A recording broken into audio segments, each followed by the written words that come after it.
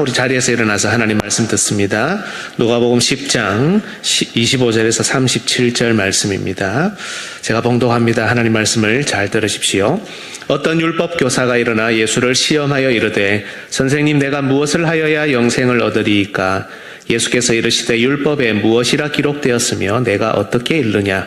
대답하여 이르되 내 마음을 다하며 목숨을 다하며 힘을 다하며 뜻을 다하여 주 너희의 하나님을 사랑하고 또한 내 이웃을 내 자신같이 사랑하라 하였나이다.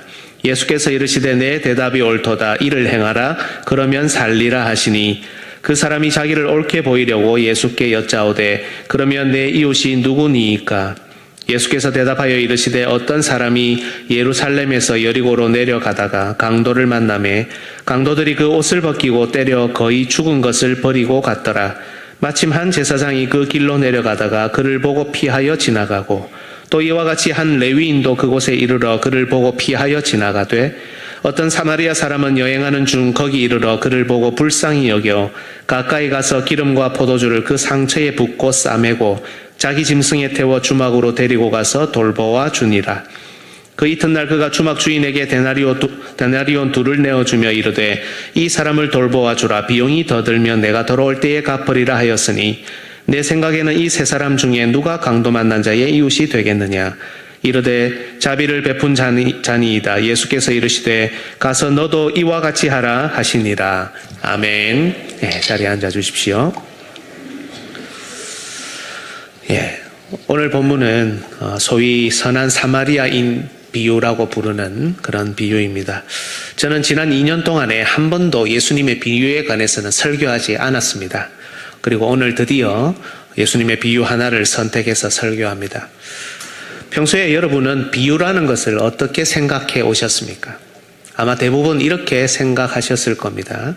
예수님이 무엇인가를 설교하거나 가르치실 때 쉽게 설명하기 위해 예화를 드셨구나, 이렇게 말이죠. 물론 이런 면이 없는 것은 아닙니다. 그러면 여러분, 비유를 읽으면 이해가 잘 되던가요? 안 되던가요? 어떻습니까? 비유들을 여러분 읽으셨을 때 이해가 잘 되었습니까? 아니면 이해가 잘 안 되었습니까? 대답해 주셔서 감사합니다. 많이 발전했습니다. 여러분, 예화라면 이해가 잘 되어야 되겠죠. 물론 비교적 이해가 잘 되는 비유도 있겠지만 해설과 해석이 필요한 비유도 제법 많습니다. 누가복음에 보면 불의한 청지기 비유라고 나옵니다. 여러분 혹시 보셨죠? 예수님의 비유 중에 가장 어렵다는 비유입니다. 읽어보면 예수님이 도대체 무슨 말씀을 하시는지 도통 알기가 어렵습니다. 그리고 나중에 비유를 읽으면서 처음에는 쉽다고 생각했는데 나중에 해설을 들어보면 내가 너무 잘못 알고 있었네, 이런 비유도 제법 있을 겁니다. 예수님께서도 비유를 제자들에게 자주 말씀하셨는데요, 제자들이 이해하지 못하는 경우들이 들어 있었습니다. 그래서 예수님은 심지어 비유를 설명을 따로 해 주셔야 했던 것이죠. 마태복음 13장 36절에 이에 예수께서 무리를 떠나사 집에 들어가시니 제자들이 나와 이르되 밭의 가라지의 비유를 우리에게 설명하여 주소서. 우리는 보면 쉽네, 이런 뜻이겠네 생각하지만 그 당시 제자들은 들으면서도 무슨 말인지를 전혀 몰랐던 겁니다. 그래서 설명해달라, 해석해달라고 말했던 것이죠. 따라서 예수님의 비유를 읽고 묵상할 때 만약 이걸 예화라고 생각한다면 오히려 비유가 더 잘 이해되지 않습니다. 비유는 예수님께서 쉽게 설명하기 위해 예를 드신 게 아니고요, 오히려 그 비유를 듣던 당시 유대인들이 알아듣지 못하게 하려고 사용하신 장치라는 것을 여러분 기억해야 합니다. 오히려 반대죠. 이해를 돕기 위해 하신 말씀이 아니고 감추기 위해서 하신 말씀이라는 겁니다. 여러분 마태복음 13장 10절에서 15절 한번 보십시오. 전체 문맥을 잘 보시면서 염두에 두면서 읽으시면 좋은데요. 제가 읽어보겠습니다. 제자들이 예수께 나와 이르되 어찌하여 그들에게 비유로 말씀하시나이까? 비유를 들어도 이해가 안 되는데 왜 비유로 말하느냐, 이 말입니다. 대답하여 이르시되 천국의 비밀을 아는 것이 너희에게는, 제자들에게는 허락되었으나 그들에게는 아니 되었다. 13절에 보면 그러므로 내가 그들에게 비유로 말하는 것은 그들이 보아도 보지 못하며 들어도 듣지 못하며 깨닫지 못함이니라. 이사야의 예언이 그들에게 이루어졌으니 일러스되 너희가 듣기는 들어도 깨닫지 못할 것이요 보기는 보아도 알지 못하리라. 이 백성들의 마음이 완악하여져서 그 귀는 듣기에 둔하고 눈은 감았으니 이는 눈으로 보고 귀로 듣고 마음으로 깨달아 돌이켜 내게 고침을 받을까 두려워함이라 하였느니라. 그러나 너희 눈은 봄으로 너희 귀는 들음으로 복이 있도다. 여러분, 이 문맥을 잘 보면 유대인들을 깨닫게 하려고 비유를 말씀하셨다는 겁니까? 아니면 오히려 깨닫지 못하게 하려고 비유를 말씀하셨다는 겁니까? 깨닫지 못하게 하려고, 오히려 감추시려고 말씀하셨다는 겁니다. 우리가 하나님의 말씀을 읽을 때요, 말씀에 기록된 내용, 그리고 그 방향, 그 길을 믿고 신뢰하면서 읽어 나가야지 내 마음대로 생각해서는 안 된다는 것을 이 구절 역시 다시 한번 우리에게 보여줍니다. 물론 여러분, 비유는 감춘 것을 드러내는 기능이 있습니다. 같은 문맥 뒤에 구절을 마태복음 13장 34절 35절을 보면 예수께서 이 모든 것을 무리에게 비유로 말씀하시고 비유가 아니면 아무것도 말씀하지 아니하셨으니 이는 선지자를 통하여 말씀하신 바 내가 입을 열어 비유로 말하고 창세부터 감추인 것들을 드러내리라 함을 이루려 하심이라. 특히 예수님께서는 천국을 설명하실 때, 그리고 하나님 나라의 원리를 말씀하실 때, 그 특징을 말씀하실 때 자주 비유를 언급하셨습니다. 따라서 비유는 예수님 안에서 드러나는 이 하나님 나라의 비밀을 우리에게 보여준다는 점에서 분명히 감추어졌던 것을 드러내는 기능을 합니다. 하지만 밝히 드러나는 이 비유라는 계시는 오직 예수님을 신실하게 믿는 자들에게만 효과 있게 드러나고, 반대로 예수님을 싫어하고 배척하며 공격하는 자들에게는 그들 마음이 완악하여져서 보기는 보아도 보지 못하고 들어도 깨닫지 못하도록 감추어져 있다는 것이라는 것을 여러분 기억해야 합니다. 그렇다면 오늘 비유를 설교 듣는 우리에게도 약간 겁나는 하나의 숙제가 있습니다. 선한 사마리아인 비유 쉽습니까? 어렵습니까? 쉽죠. 그래도 좀 쉽죠. 보통은 쉽다고 생각합니다. 자비를 베풀어라. 너가 가서 이웃이 되어줘라. 이런 단편적인 이해를 하기 때문에 이 비유는 우리에게 비교적 쉽게 다가옵니다. 하지만 오늘 오전, 오후, 오늘 제가 오후에도 설교를 하게 되는데요. 오전, 오후 설교를 듣고 평소에 자신이 생각하고 있던 것과 차이가 있다면, 그리고 혹은 평소 이 비유에 관해 전혀 생각하지 못했던 내용이 나타난다면, 다시 말해 내가 이 비유를 오히려 잘 모르고 있었다는 것이 나타난다면 여러분 죄송합니다만 예수님을 내가 지금 제대로 믿고 있는 것인가? 반대에 있는 대척점에 서 있는 것은 아닌가? 이런 문제 앞에 우리 모두가 서게 된다는 겁니다. 예수님의 비유는 저 개인적으로는 참 어렵습니다. 전도사 시절부터 연구를 많이 했어요. 설교도 많이 해보려고 했고요.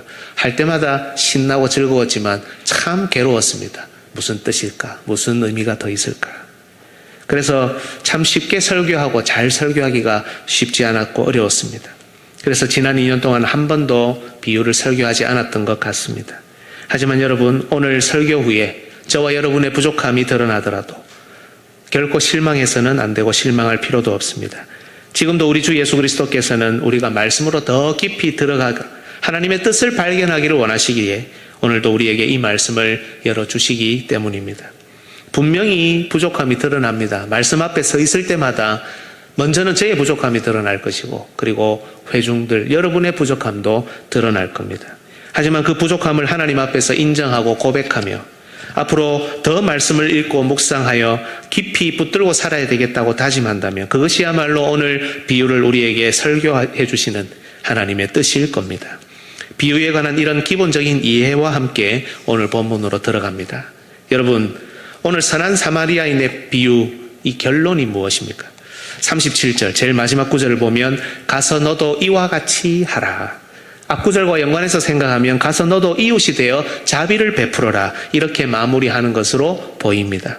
즉 우리가 선한 이웃이 되어 많은 사람에게 자비를 베풀며 살도록 오늘 본문은 우리에게 요청합니다. 그런데 여러분, 딱 이것만 생각하기에는 예수님이 이걸 말씀하시기 위해 이렇게 긴 비유를 설명하셨다고 하기에는 뭔가 좀 부족해 보이지 않습니까? 일단 율법 교사의 동기가 문제입니다. 본문 25절을 보면 그는 예수님을 시험하고 있습니다. 그렇다면 이 비유는 그 시험에 대한 예수님의 반응입니다. 이 비유가 그의 시험을 막고 무너뜨리는 대답이라는 말씀입니다. 생각 안 해보셨죠? 특히 29절을 보면 이 율법 교사는 자기 의로 가득 차 있습니다. 앞 구절과 연관해서 생각하면 분명 율법 교사는 자신이 하나님을 사랑하고 이웃을 사랑한다고 생각하며 굳게 믿는 것 같습니다. 그렇다면 이 비유는 율법사의 생각에 제동을 겁니다. 그의 생각과 그의 이 자세, 확신이 잘못되었다는 비유입니다. 여러분 생각 안 해보셨죠? 그리고 예수님께서 말씀하신 비유의 이 내용을 보더라도 쉽게 넘기기에는 뭔가 분명한 뼈가 있는 말씀이라는 걸 한눈에 알 수 있습니다. 30절에 보시면 예루살렘에서 여리고로 가다가 이렇게 나오죠. 약속의 땅 아닙니다, 여러분. 이 약속의 땅에 뭐가 창고라고 있습니까? 강도들이 있습니다. 언약 백성을 공격합니다. 아무리 예를 들었다지만 여러분 무엇인가 뼈가 있지 않습니까? 여기에 제사장과 레위인도 등장합니다. 하지만 이들은 이 강도 만난 자를 외면하고 있습니다. 무려 제사장과 레위인이 말입니다. 반대로 당시 멸시하던 사마리아 사람이 이 강도 만난 자를 돌보고 회복시킵니다. 그를 위해 비용도 기꺼이 냅니다. 여러분 뭔가 뼈가 있지 않습니까? 이렇게 질문하기만 해도 단순히 나는 이웃이 되어 자비를 베풀어야 되겠다라고만 생각하기에는 뭔가 좀 찜찜하죠. 분명 우리는 자비를 베풀어야 하고 또 자비를 베풀며 살 겁니다. 하지만 그 전에 이 비유에 관해 생각해야 될 부분이 있다는 것이죠. 오늘 오전 오후 설교를 통해 선한 사마리아인의 비유를 깊이 묵상하기를 원합니다. 그리고 우리가 이웃이 되어 이웃에게 자비를 베풀며 살아야 하는데 그런 우리가 무엇을 먼저 고민해야 하는지, 그리고 어떤 생각을 하면서 강도 만난 자의 이웃이 되어야 하는지 가슴에 새기는 시간이 되길 예수님의 이름으로 축복합니다. 오늘 설교의 주제는 여러분 이것입니다. 우리 같이 한번 읽어볼까요? 시작. 우리는 참 이웃이신 예수님을 따라 참 이웃이 되어야 합니다. 네, 예수님이 우리의 참 이웃이 되어주러 오셨습니다. 그 예수님을 따라 이제 우리도 참 이웃이 되어줘야 합니다. 대지는 첫 번째 비유의 동기 25절에서 29절, 그리고 두 번째 비유의 내용 30절에서 36절, 세 번째 비유의 결론 37절, 이 순서로 하나님의 말씀을 전하겠습니다. 오늘 오전 오후가 연결되는 설교이기 때문에 설교를 쭉 하다가 시간이 되면 딱 멈추고 오후에 다시 이어서 할 테니 여기 계신 분들은 오늘 고기 식사하시고 다 다시 오후 예배로 오시면 되겠습니다. 여러분 첫 번째 비유의 동기입니다. 지금 예수님께서는 북쪽 갈릴리 지역을 떠나서 예루살렘으로 향하는 길에 있습니다. 예루살렘에서 죽으실 것이죠. 십자가를 지실 겁니다. 바로 죽기 위해서 예루살렘으로 올라가는 여정 가운데에 있습니다. 그런데 어떤 율법 교사가 일어나, 오늘 본문에 보면 일어나라고 되어 있습니다. 아주 의지적인 표현이죠.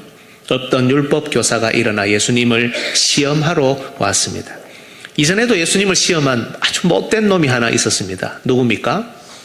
마귀. 그죠? 그렇습니다. 이 율법 교사는 예수님을 노리고 있습니다. 이전에 마귀는 말씀, 그리고 권세, 그리고 영광이라는 카드를 가지고 예수님을 시험했더랬습니다. 하지만 이 못된 율법 교사는 더 심한 카드, 더한 카드를 가지고 왔습니다. 그것은 바로 영생입니다. 25절에 선생님 내가 무엇을 하여야 영생을 얻겠습니까? 여러분 몰라서 묻는 게 아니죠. 시험하러 왔다는 것이라니까요. 이 사람이 율법 교사라는 것을 기억해야 합니다. 그는 율법을 읽으며 연구하는 사람이었고 그래서 그는 어떻게 하면 영생을 얻을 수 있는지 이론적으로는 적어도 이미 알고 있었다고 봐야 됩니다. 그래서 예수님께서도 그에게 율법에 무엇이라 기록되었으며 네가 어떻게 읽느냐 이렇게 되물으셨습니다. 그리고 예수님께서 이렇게 되물으신 것이 의미심장합니다. 율법이 어떻게 나오더냐라고만 물으신 게 아니라 네가 어떻게 읽느냐 이렇게 물으셨기 때문이죠. 그가 영생에 관해 어떻게 율법을 읽고 이해하고 있었느냐를 물으셨기 때문입니다. 그런데 그의 대답은 놀라웠습니다. 율법을 많이 연구하고 또 많이 깊이 연구했던 것이 분명합니다. 이 율법 교사는 율법의 핵심, 율법이 향하고 있는 목표와 방향을 정확하게 짚어냈습니다. 어쩌면 연구에 자신이 있었기 때문에 자청하여 예수님을 시험하러 왔는지도 모르겠습니다. 27절 같이 한번 읽겠습니다. 시작. 대답하여 이르되 내 마음을 다하며 목숨을 다하며 힘을 다하며 뜻을 다하여 주 너희 하나님을 사랑하고 또한 내 이웃을 내 자신같이 사랑하라 하였나이다. 여러분 성경에도 아마 번호로 각주 처리되어 있겠습니다만 이 율법 교사의 대답 27절은 구약 성경의 두 본문을 인용한 겁니다. 하나는 신명기 6장 5절, 그리고 다른 하나는 레위기 19장 18절입니다. 율법을 열심히 연구한 끝에 이 율법 교사는 이 두 구절이야말로 모든 율법이 향하고 있는 목표를 잘 요약해 놓은 구절이라는 사실을 알게 되었고, 지금 예수님께 그것을 아주 자신 있게 언급하고 있습니다. 하나님을 사랑하는 것, 그리고 이웃을 사랑하는 것이 율법의 핵심이며 이 율법을 온전히 지켜야 영생을 받을 수 있다는 대답입니다. 우리 역시 예배 중에 종종 10계명을 확인하면서 늘 살피고 있죠. 전반부 하나님과 우리의 관계, 하나님 사랑에 대한 겁니다. 그죠? 후반부 이웃과의 관계, 사람과의 관계, 이웃 사랑에 대한 계명입니다. 이 두 계명을 지켜야, 온전히 지켜야 영생에 이를 수 있다는 대답이니, 그래서 예수님께서도 네 대답이 옳도다라고 대답하신 겁니다. 그런데 여러분, 예수님께서는 바로 다음에 한마디를 덧붙이십니다. 이를 행하라 그러면 살리라. 사실 이 구절은 언뜻 보면 이해되지 않습니다. 율법을 행하라 그러면 네가 영생을 얻을 것이다, 이런 말씀이기 때문입니다. 여러분, 율법을 지키면 영생을 얻습니까? 믿음으로 구원을 받는 것이 아닙니까?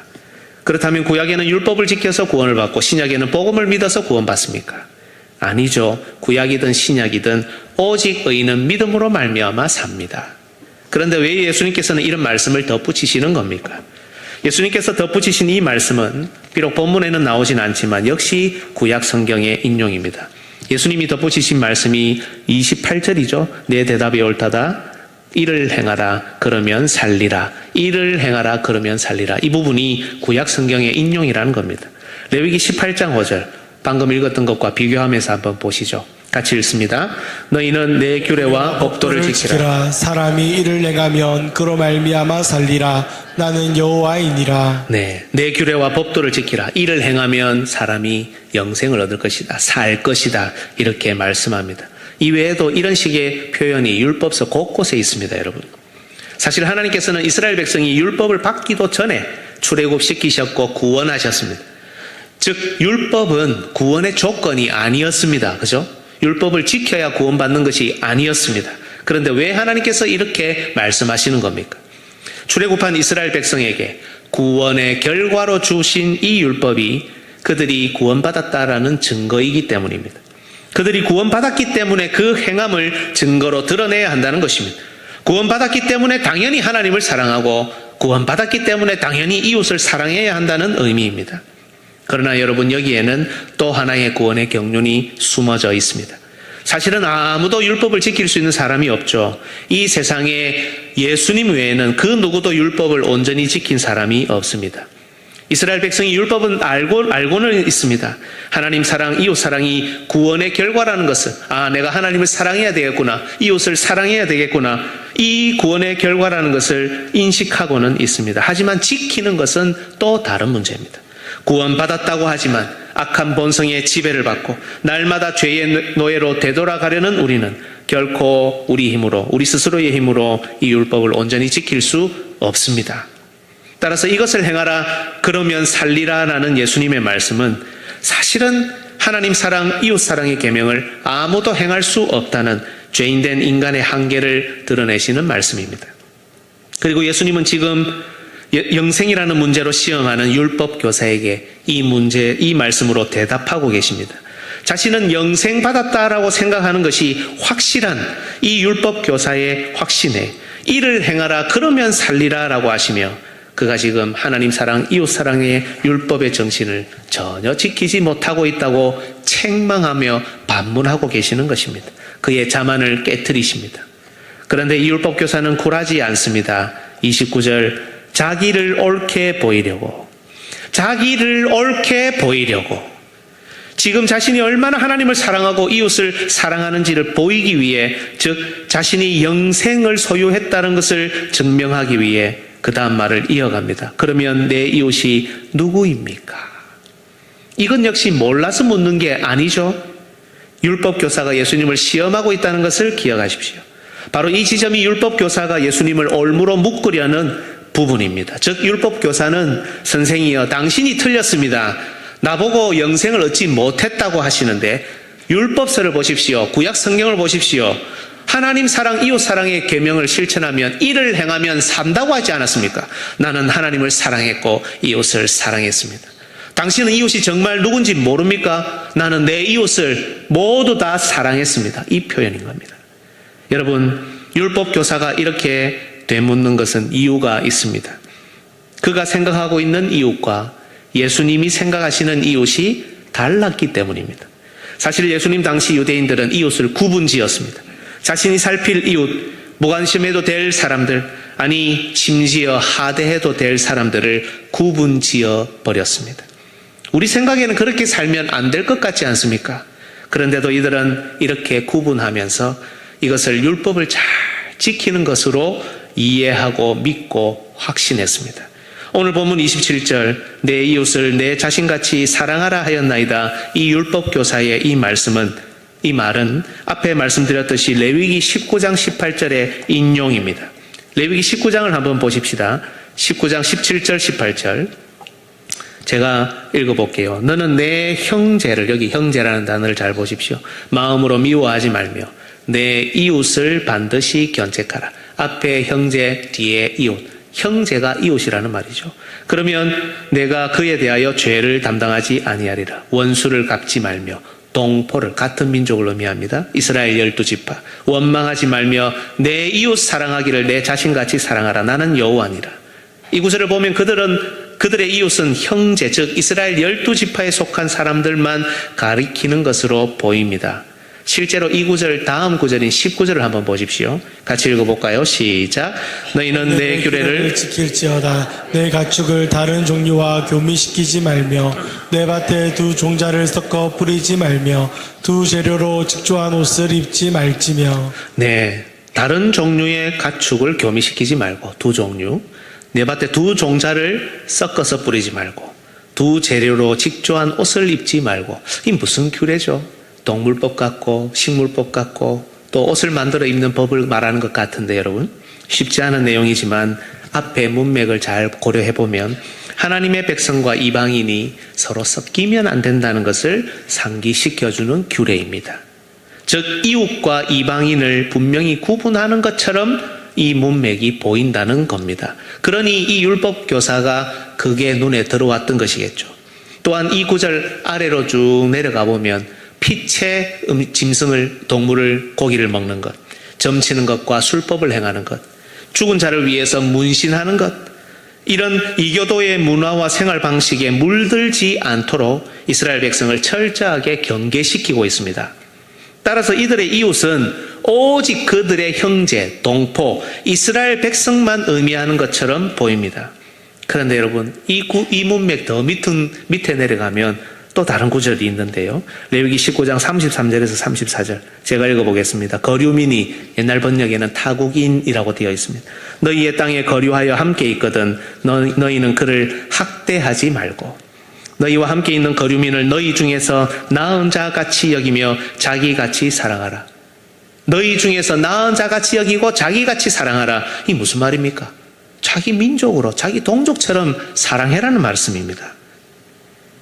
이교도의 문화와 생활 방식은 모두 배격하고 버려야 하지만, 만약 이교도들이 이방인과 타국인이 그들의 모든 것을 버리고 이스라엘 가운데 머물며 함께 산다고 한다면 그들은 심지어 이들까지도 이웃처럼 선대하고 학대하지 말고 자기같이 여기고 자기같이 사랑하라는 말씀입니다. 즉 구약시대부터 하나님이 말씀하셨던 이웃 사랑의 범위 안에는 이스라엘 백성, 형제만 있는 것이 아니라 이미 언약 안에 들어와 있는 여러 종류의 이방인들, 연약한 사람들도 포함하고 있었던 겁니다. 하지만 이스라엘 백성은 그렇게 하지 않았습니다. 이방인들은 주로 그들의 종으로 살고 있었죠. 심지어 적어도 임시로 머무는 자들에 불과했습니다. 이들이 그들에게 경제적으로 주는 이익이 상당했기 때문에 이들을 이웃으로 대하지 않았던 겁니다. 즉 그들의 현실의 이익이 그들이 읽는 성경 읽기, 성경 해석에도 영향을 미쳐서 그들은 이방인에 관한 이웃 사랑을 전혀 실천하지 않으려고 했던 겁니다. 이웃의 범위에서 제외시켰던 겁니다. 하나님 말씀은 그게 아닌데 말입니다. 예레미야 7장 5절에서 6절 같이 한번 읽어볼까요? 너희가 만일 길과 행위를 참으로 바르게 하여 이웃들 사이에 정의를 행하며 이방인과 고아와 과부를 압제하지 아니하며 무죄한 자의 피를 이곳에서 흘리지 아니하며 다른 신들 뒤를 따라 화를 자초하지 아니하며, 여기에 이웃들이라고 해놓고 나오는 그 내용이 뭡니까? 이방인, 고아, 과부입니다. 이웃 안에 이방인들이 포함된다고요. 그런데 이렇게 살지 않았다는 것이죠. 이것은 여러분 예수님 당시의 유대인들도 마찬가지였습니다. 여러분 죄가 한번 시작되면 이게 끝을 볼 때까지 점점 더 커집니다. 이런 방식으로 수천 년을 살아왔다가 예수님 당시 모든 영적인 기능들이 마비되고 내려앉은 그 상태는 더 심각했겠죠. 유대인들은 가난한 자, 심지어 병든 자, 노예까지도 구원받을 수 없는 부류로 규정하고 멸시했습니다. 세리와 창기를 무시했고 놀림의 대상으로 삼지 않았습니까? 이방인과 섞였다고 사마리아, 갈릴리 지역을 경멸하고 있었습니다. 그런데 예수님은 달랐습니다. 예수님은 세리와 죄인들의 친구로 오셨습니다. 아니, 의인이 아니라 죄인을 부르러 오셨다고 주장하십니다. 심지어 원수를 사랑하라고까지 선포합니다. 이 율법 교사를 비롯한 유대 지도자들이 볼 때 예수님은 율법을 전혀 지키지 않는 불안당 같은 사람이었던 겁니다. 확실히 예수님이 율법을, 뭔가 성경을 잘 알고 계시는 것 같기는 합니다. 가르치는 것이 힘이 있고 모두가 놀랄 만큼의 지혜가 있었습니다. 그런데 그의 행동을 보면 그 이웃의 범위가 너무 넓은 거예요. 성경을 벗어나 자기 마음대로 경계를 설정하고 다니시는 것 같다는 겁니다. 그들이 보기에 예수님은 너무 급진적이었습니다. 그래서 율법 교사는 바로 이 점을 파고들어서 예수님을 올무로 매기 위해 시험하러 온 것입니다. 주 안에서 사랑하는 화중 성도 여러분, 오늘 율법 교사가 예수님께 나아온 동기가 무엇입니까? 예수님이 보고 계시는 구약 성경의 이해가 틀렸다는 겁니다. 예수님의 이웃 경계 설정이 잘못됐다는 겁니다. 반면에 자신은 옳다는 겁니다. 자신의 율법 이해가 옳고 자신의 이웃 경계가 옳으며 자신은 온전히 하나님 사랑, 이웃 사랑을 실천하고 있다는 겁니다. 자신이 무시하고 무관심하며 심지어 하대하기까지 하는 세리, 창기, 죄인, 가난한 자, 병든 자, 노예, 이방인, 이 경계 설정이 오히려 합당하다는 겁니다. 이에 관한 부끄러움이 안타깝게도 단 하나도 없습니다. 이들을 이웃의 울타리에 넣고 있는 예수님이 오히려 틀렸다고 주장합니다. 예수님이 오히려 부끄러운 수준이라는 겁니다. 여러분, 이와 같은 일이 오늘날에도 반복되지 않습니까? 우리네 삶 가운데 일어나는 모든 문제는 우리가 아까 언약에 확인할 때도 보았지만요, 대부분 인간관계의 어려움에서 비롯합니다. 교회 안에서든 가정에서든 세상에서든 우리를 피곤하게 하고 힘들게 하는 것은 바로 사람입니다. 그런데 이 인간관계 대부분의 문제는 서로가 다르다는 차이를 인정하지 않는 것에서 대부분 비롯합니다. 자신의 이해와 다른 사람의 이해가 다릅니다. 자신이 설정한 경계와 다른 사람이 설정한 경계가 다릅니다. 이 충돌이 있을 때 대부분은 자기 생각과 이해 그리고 그 경계만이 옳고 다른 사람의 생각과 이해 그리고 그 경계는 틀렸다는 것으로 결국 치닫습니다. 자기를 옳게 보이려고 선생이여 당신이 틀렸고 내가 맞지 않습니까? 이와 같은 모습은 오늘날에도 우리에게 반복됩니다. 특별히 오늘 본문의 핵심 주제인 이웃사랑의 경계도 마찬가지입니다. 여러분, 질문드립니다. 과연 하나님 앞에서 자신하실 수 있습니까? 여러분은 편견 없이 사람을 대하고 있습니까? 이웃사랑의 범위가 시시각각 달라지지 않습니까? 내가 교제할 사람, 교제하지 못할 사람, 내가 만날 사람, 만나지 못할 사람, 내가 밥 먹을 사람, 밥 먹지 못할 사람, 내가 비판할 사람, 비판하지 않을 사람, 내 편, 네 편. 다른 사람이 아니라 이 율법 교사처럼 오랫동안 교회를 다니고 성경을 읽고 묵상했다는 우리가 그렇게 삽니다. 현실의 이익이 우리의 성경 읽기를 뒤틀어 버립니다. 현실의 자존심이 우리의 믿음도 뒤틀어 버립니다. 현실의 감정이 사람을 우습게 여기고 사람을 심지어 하대하기까지 합니다. 우리 이웃 사랑의 범위는 그렇게 점점 더 오염되어 갑니다. 그렇게 살면서 우리에게 바른 것을 가르치시는 예수 그리스도의 말씀이 오히려 틀렸다고 항변합니다. 예루살렘에서 죽으시려고 길을 가시는 예수님을 더 밀어뜨리는 율법 교사처럼 오늘도 우리는 예수님을 사지로 모는 것 같습니다. 예수님의 말씀을 비방하는 것은 세상 사람이 아니라 바로 우리들입니다. 그 동기가 너무 불쌍합니다. 아니, 악하기까지 합니다. 자기를 옳게 보이려고. 자기를 옳게 보이려고. 어쩌면 모두가 여기에 혈안되어 있습니다. 주 안에서 사랑하는 여러분, 오늘 예수님께서는 이 율법 교사의 동기를 우리에게 적나라하게 드러내고 계십니다. 그리고 이 율법 교사가 문제가 아니라 우리가 문제라고 우리에게 알려주십니다. 여러분 속으로 한번 대답해 보시죠. 여러분 정말 괜찮으십니까? 여러분 오늘 예수님께서 이 율법 교사를 통해 우리의 동기를 다 드러내고 계신데 여러분 이걸 인정하실 수 있겠습니까? 우리 자신이 얼마나 가면을 쓰고 살아가고 있는지 이 말씀 앞에서 인정하실 수 있냐는 겁니다. 사마리아인 비유 내용 두 번째 대지로 들어가기 전에 우리는 이 질문에 대답해야 합니다. 그래야 예수님의 이 비유가 그저 쉬운 예화거리가 아닌 뭔가 우리의 뼈를 묵직하게 때리는 참된 하나님의 말씀으로 우리에게 다가올 것입니다. 주 안에서 사랑하는 여러분, 하나님께서 말씀으로 여러분을 비추실 때 자기를 옳게 보이려고 그 말씀을 뒤틀지 않으시기를 축복합니다.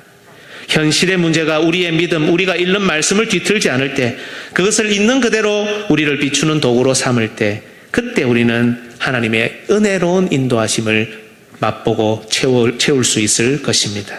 이 은혜를 말씀 앞에서 경험할 수 있기를 예수님의 이름으로 축복합니다. 아멘. 나머지 설교는 오후에 하겠습니다. 우리 찬송가 270장 부르면